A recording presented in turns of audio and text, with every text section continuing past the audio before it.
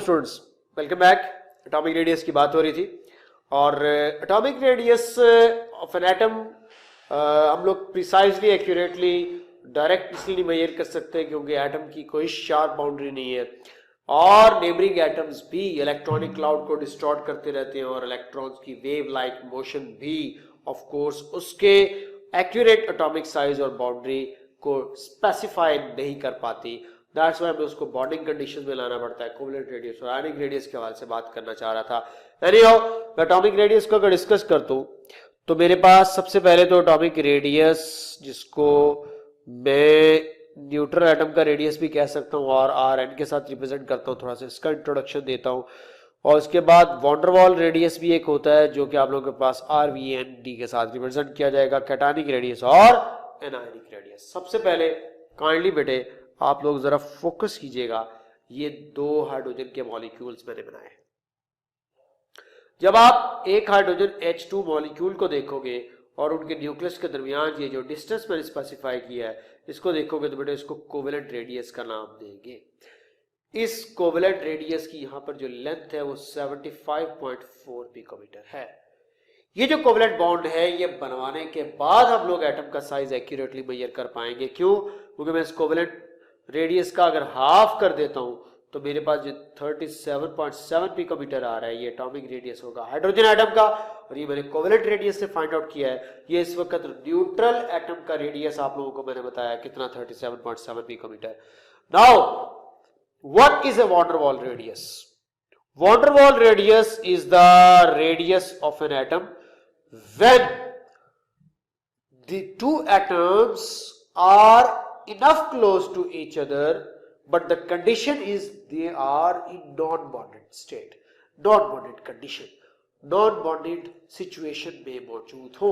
तो बेटा van der Waals radius calculate करने के लिए आप लोगों को एटम्स को एक दूसरे के मैक्सिमम करीब लाना पड़ेगा और ऑफ कोर्स आपको पता है कि एक डिस्टेंस पर जाकर उनके दरमियान रिपल्जन स्टार्ट हो जाएगी और नॉन बॉन्डेड कंडीशंस में जहां पर रिपल्जन और अट्रैक्शन एक दूसरे को ओवरकम कर रही होगी उस पर जब एक एटम का साइज आप लोग मेजर करोगे तब उस वक्त आप लोग उसको उसके वॉन्डरवॉल रेडियस का नाम दे सकते हो। कैसे? ये देखिएगा, ये हाइड्रोजन का मॉलिक्यूल H2 और ये दूसरा हाइड्रोजन का मॉलिक्यूल H2 एक दूसरे के जब मैंने मैक्सिमम क्लोज ले आया तो मैक्सिमम क्लोज लाने के बाद ये इस वक्त इन दोनों के न्यूक्लियस के दरमियान डिस्टेंस है। तो एक मॉलिक्यूल के हाइड्रोजन एटम का दूसरे मॉलिक्यूल के हाइड्रोजन एटम से मैक्सिमम करीब आने पर नॉन बॉन्डेड स्टेट में जो उनके दरमियान डिस्टेंस होगा वो वॉन्डरवॉल रेडियस कहलाएगा।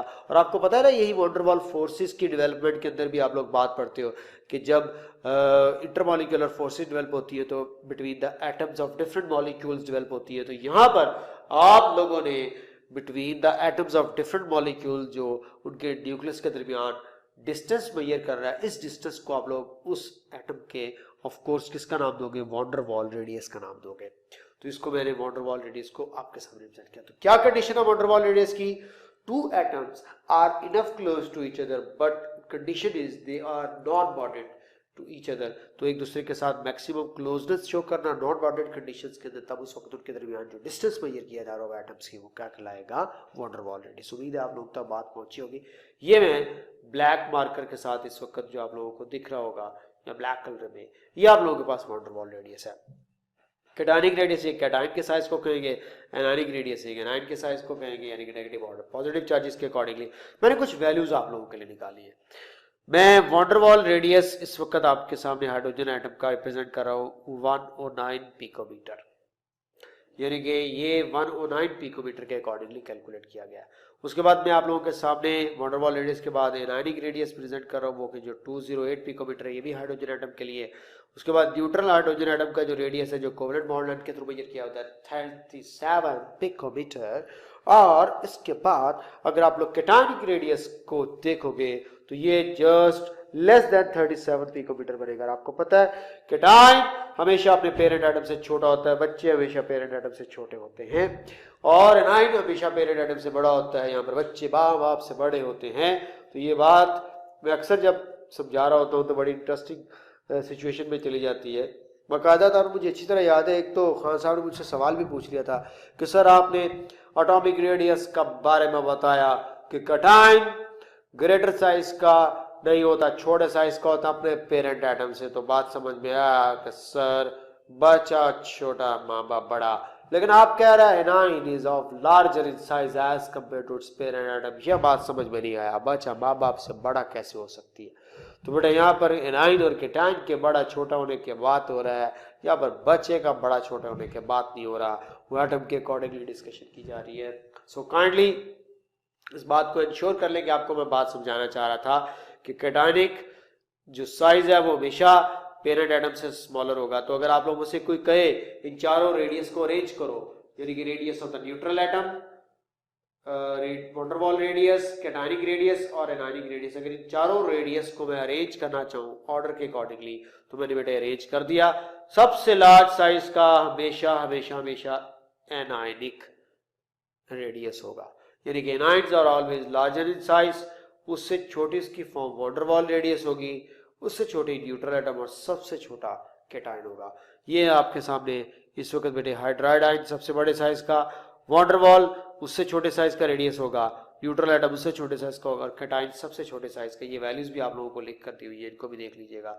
ये वैन डर वाल्स रेडियस है, ये एनायनिक साइज है, ये न्यूट्रल एटम का साइज और ये केटाइनिक साइज जो कि लेस देन 37 पिकोमीटर होगा।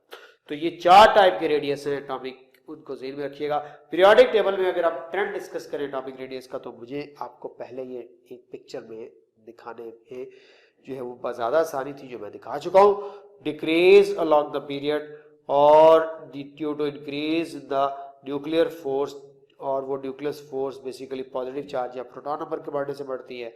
और this decrease is quite remarkable, अच्छा खासा सिग्निफिकेंटली देखने को मिलता है डी और एफ सब शेल्स के अंदर, क्योंकि ये पुअर शील्डिंग इफेक्ट अप्लाई करते हैं और इनके पुअर शील्डिंग इफेक्ट की वजह से साइज में अच्छी खासी कॉन्ट्रैक्शन आ जाती है। और इस तरह साइज में अच्छी खासी कॉन्ट्रैक्शन आने को हम लोग क्या कहते हैं, लेंथेनाइड कॉन्ट्रैक्शन।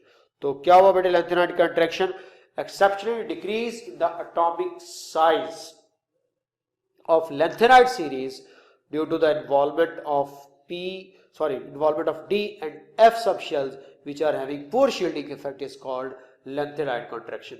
तो lanthanide contraction along the same period lanthanides के साइज में एक्सेप्शनली डिक्रीज होने को इंडिकेट करता है। और उस डिक्रीज होने की वजह क्या होती है कि अलॉन्ग द सेम पीरियड जब आप चल रहे हो तो शील्डिंग इफेक्ट में बेटा कोई चेंज नहीं आएगा, क्योंकि shielding effect number of shells पर डिपेंड करते हुए top to the bottom in group increase होता है, लेफ्ट टू द राइट जाने पर shell remains the same, electron no doubt आप बढ़ा रहे हो तो शील्डिंग इफेक्ट पर कोई इफेक्ट नहीं हो रहा होता। तो ये मैं बात आपको जो बताना चाह रहा था वो बात बहुत सिंपल थी कि लेंथेनाइड कॉन्ट्रैक्शन में लेंथेनाइड्स के साइज में एक्स्ट्राऑर्डिनरी डिक्रीज आ जाने की वजह डी एंड एफ ऑर्बिटल की इन्वॉल्वमेंट है, जिनका पोस्ट शील्डिंग इफेक्ट होता है, जो कि साइज को श्रिंक होने पर मजबूर कर देते हैं। तो लेंथेनाइड के साइज में श्रिंक होना डी और एफ ऑर्बिटल के जो है वो पोर शील्डिंग इफेक्ट की वजह से होता है, जिसकी वजह से आप लोगों को लेंथेनाइड कॉन्ट्रैक्शन देखने को मिलती है। ओके हो गया, आगे बढ़ना चाहूंगा बेटे। नेक्स्ट बढ़ते हुए अगर मैं आप लोगों के साथ डिस्कस करता हूं कुछ चीजें, तो वो क्या होगी। Ionic radius, average distance between the centre of the nucleus and the valence shell of ion क्या कहलाएगा, आयनिक रेडियस। सोडियम के कैटायन का आयनिक रेडियस 95 पिकोमीटर, फ्लोरीन के फ्लोराइड आयन का ionic radius 36 picometer. Ionic radius की types की discuss करते हो तो बेटा ऑफ कोर्स दो टाइप्स का होगा, कैटायनिक रेडियस और उसकी एग्जांपल्स पढ़ते हैं आप लोगों के पास। The size of the cation is always smaller in size than the neutral atom, और इसकी रीजन क्या आपको पता है, due to the loss of the outermost shell भी हो सकता है रीजन, और an imbalance proton electron ratio, जिसकी वजह से इफेक्टिव न्यूक्लियर चार्ज बढ़ता है और इफेक्टिव न्यूक्लियर चार्ज के बढ़ने से साइज श्रिंक होता चला जाता है। एग्जांपल देखिएगा, सोडियम एटम का साइज 157 पिकोमीटर और उसके कैटायन का साइज 95 पिकोमीटर। तो ये जो कैटायन के साइज में जो डिक्रीज आया स्टूडेंट्स, इस साइज में डिक्रीज आने की वजह क्या बन रही है, ये मैंने ऊपर लिख दी है कि शेल भी लॉस्ट हो जाएगा आप लोगों के पास, सोडियम का फर्स्ट शेल, सेकंड शेल और थर्ड शेल के अंदर एक इलेक्ट्रॉन निकल जाने के बाद थर्ड शेल लॉस्ट हो जाएगा। और इसके अलावा proton number will increase as compare to the number of electrons, तो hold of nucleus upon rest of electrons increase हो जाने की वजह से साइज जो है श्रिंक होता चला जाता है। तो कैटायन हमेशा अपने पेरेंट एटम से छोटे साइज का। एनायनिक रेडियस की बात करें तो size of anion larger as compare to neutral atom, और इसकी रीजन क्या होगी, repulsion between the valence shell electrons and incoming electrons भी इसमें मैटर कर रही होती है। इम्बैलेंस प्रोटॉन और इलेक्ट्रॉन की रेशियो भी मैटर करेगी। इलेक्ट्रॉन ज्यादा हो जाएंगे, प्रोटॉन कम हो जाएंगे, जिसकी वजह से न्यूक्लियस का होल्ड कम हो जाएगा। न्यूक्लियस का होल्ड कम होने की वजह से एटॉमिक साइज श्रिंक होने की बजाय इंक्रीज हो जाता है, और न्यूक्लियस का होल्ड बढ़ने की वजह से एटॉमिक साइज क्या हो जाता है, श्रिंक। तो केटायन में साइज ने श्रिंक हो जाना है और एनायन में साइज ने इंक्रीज हो जाना है। तो ये सारी बात आप लोगों को फ्लोरीन के एटम 75 पिकोमीटर साइज से बढ़कर फ्लोराइड आयन 136 पिकोमीटर तक भी दिखाई दे रही होगी। This was the story about ionic radius. अब पीरियोडिक टेबल में आयनिक रेडियस के अगर ट्रेंड को डिस्कस करें तो सबसे पहले आइसो इलेक्ट्रॉनिक कैटायंस का जिक्र करते चले जाएं। खुद सोचिए, आसान बात करता हूं, जितना पॉजिटिव चार्ज कैटायन का बढ़ता चला जाएगा उतना इफेक्टिव न्यूक्लियर चार्ज बढ़ता चला जाएगा, उतना साइज क्या होता चला जाएगा, डिक्रीज।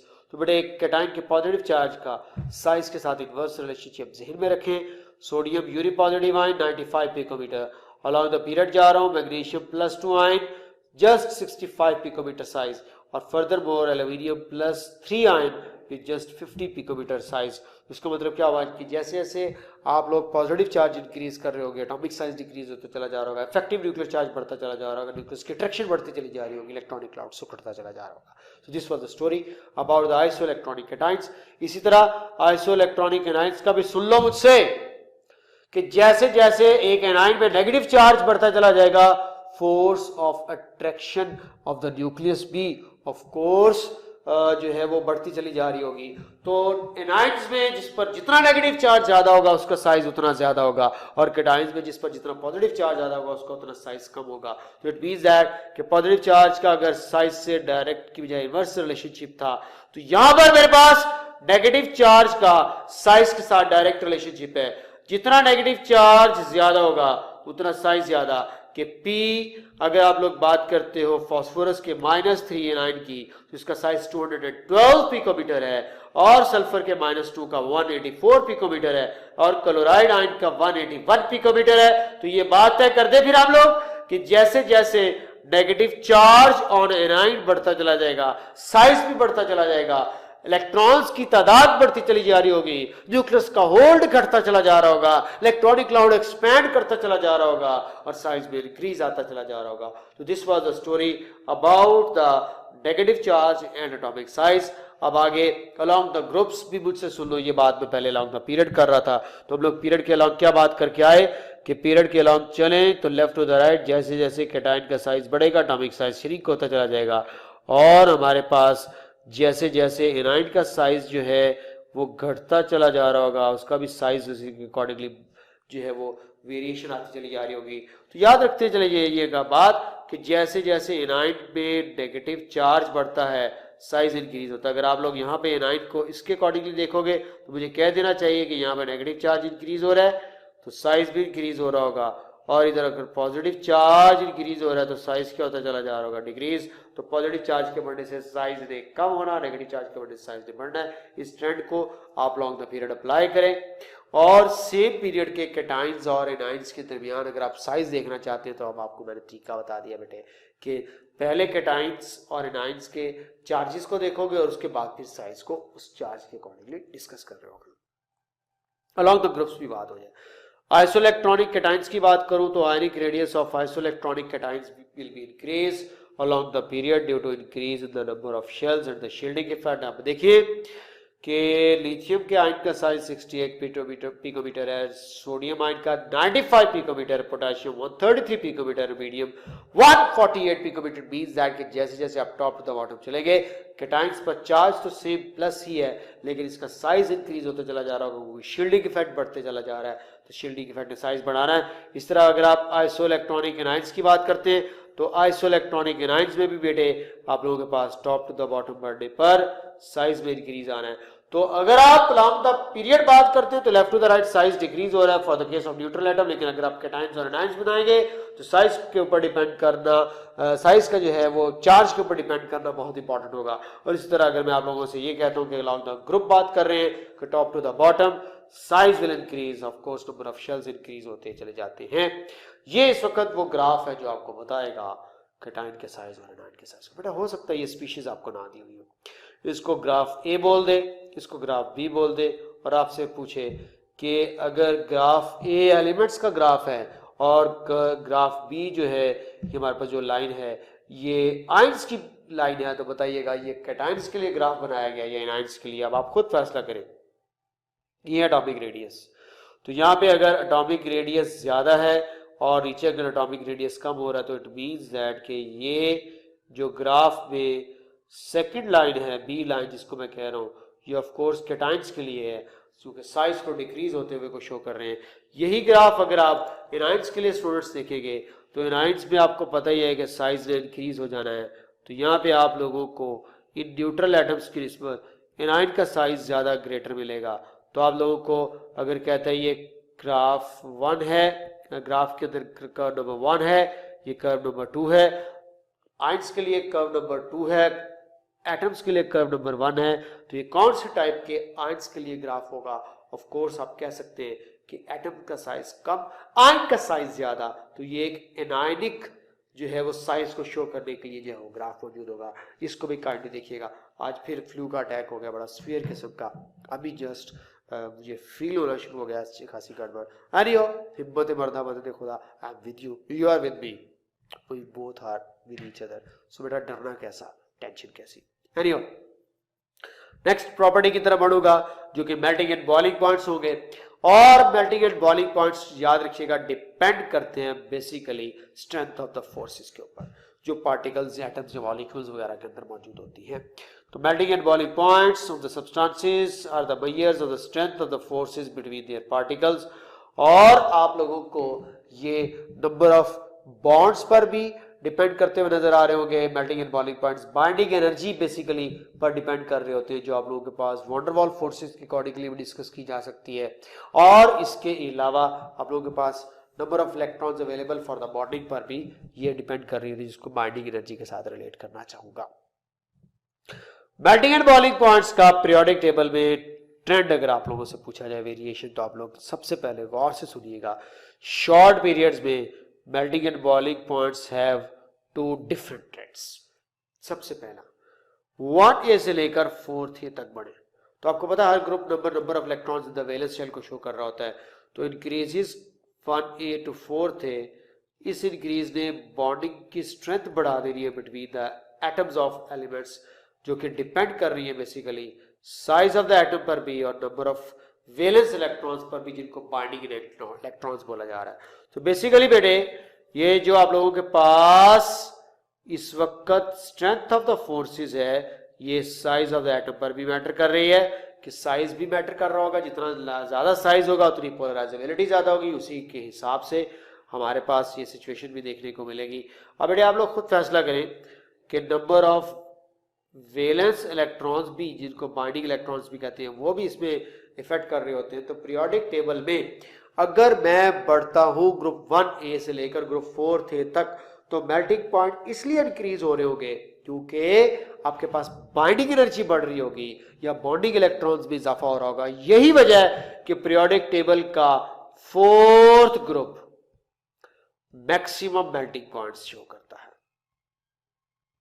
तो maximum melting point group 4A के शो करने की वजह, इसमें मैक्सिमम नंबर ऑफ 4 इलेक्ट्रॉन्स जो वैलेंस शेल में मौजूद है बॉन्डिंग के लिए, जिस तरह डायमंड और ग्रेफाइट दुनिया की हार्डेस्ट चीजें कंसीडर की जाती है। बेटे आप लोगों ने ये बात जहन में रखनी है कि हमारे पास डायमंड और ग्रेफाइट दोनों कार्बन की 4th ग्रुप से बिलोंग करते हैं, और इनके मैक्सिमम मेल्टिंग पॉइंट्स होने की वजह इनमें मैक्सिमम बाइंडिंग एनर्जी मौजूद है, मैक्सिमम बाइंडिंग की वजह से इनकी हाई मेल्टिंग पॉइंट्स मौजूद हैं।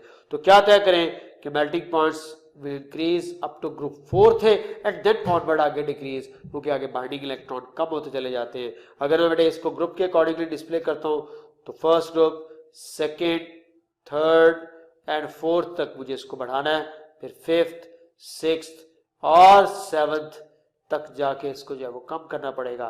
तो मैक्सिमम मेल्टिंग पॉइंट हमेशा आप लोगों को ग्रुप 4th के देखने को मिलेंगे, क्योंकि यहाँ पर आगे बाइंडिंग इलेक्ट्रॉन जो अवेलेबल है बॉन्डिंग के लिए, उनकी तादाद रिलेटिवली कम हो रही है, या यू कैन से दैट की वैलेंस से डिक्रीज होती चली जा रही है। तो स्टूडेंट्स फिर क्या तय करें? तय कुछ ये कर लें कि हमारे पास ग्रुप 4th के मैक्सिमम मेल्टिंग पॉइंट हो गए। ये वो ग्राफ है जो हम लोग को कार्बन और सिलिकॉन के मैक्सिमम मेल्टिंग पॉइंट देखने को शो करने के लिए जो है वो बनाया गया है। और ये ग्राफ पेपर में पता नहीं कितनी दफा आ चुका है कि जो टॉप पीक पर पोजीशंस होगी ये कौन से ग्रुप्स ने ऑक्युपाइड की होगी। तो of course top most peak पर जो एलिमेंट्स मौजूद होंगे, मेल्टिंग पॉइंट्स के अकॉर्डिंगली बात कर रहा हूं, ये ग्रुप 4 थे होंगे। तो ये मैं अलॉन्ग द पीरियड बात कर रहा था, melting points increase up to group 4 थे, देन डिक्रीज। इसकी फर्दर बातचीत करते हैं नेक्स्ट वीडियो में।